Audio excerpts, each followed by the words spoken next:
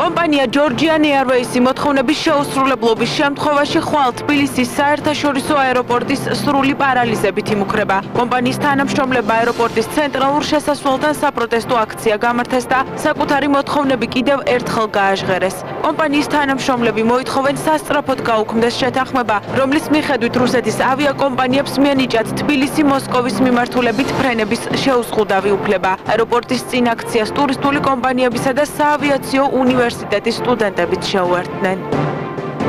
რომ დღეს ჩვენ აქ კიდევ გამხელებელი აქცია, ხვალ ჩვენ გეგმავთ რომ ამ მოთხოვნებით და თქვენ ახეთ ეს მოთხოვნები ერთის გარდა ყველა იგივეა, მივიდეთ პრემიერ-მინისტრთან, სახელმწიფო კანცელერს წინ დავდგეთ და თუ კი კვლავ არ იქნა არანაირი რეაგირება მთავრობის მხრიდან, ჩვენ მზად ვართ მოვიდეთ საღამოს და სრული პარალიზება გავუკეთოთ თბილისის საერთაშორისო აეროპორტს. ყველაფერი მიდის იქითკენ, რომ შემოდიან უცხოური ტუროპერატორები, შემოდიან მონოპოლიის ხელში ჩაგდების მიზნით, აკეთებენ აბსოლუტურ არანორმალურად დაბალ ფასებს, ამ ყველაფერს მონოპოლიის ხელში ჩაგდების მიზნით ისევ ვიმეორებ და ეს ყველაფერი მიდის იქითკენ, რომ ჩვენ უკვე ვეღარ გავუწევთ კონკურენციას, ეს არის უზარმაზარ მასშტაბებს მიჩვეული ტუროპერატორები რუსეთიდან, რუსულ-თურქული წარმოშობის, ასე ვთქვათ, არიან მიჩვეული უზარმაზარ მასშტაბებზე და უნდა მთლიანად ხელში ჩაგდება, ეს ეხება როგორც შემოყვანას ტურისტების, ასევე გაყვანას. ჩვენს სპორტების აზრი არის ის, რომ ქვეყანაში უნდა იყოს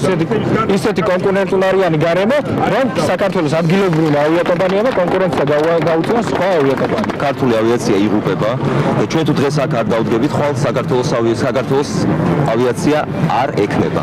მე მინდა მიმართო მთელ მთავრობას, მინისტრთა კაბინეტს, პრეზიდენტს, პრემიერ-მინისტრს მობრძანდნენ, დაგველაპარაკონ, მოისმინონ ჩვენი პრობლემები და დაგვეხმარონ დაგვიტყვენ გვერდში ჩვენ არა პიროვნებებს, არამედ მთლიანად ქართულ ავიაციას და მთლიანად საქართველოს.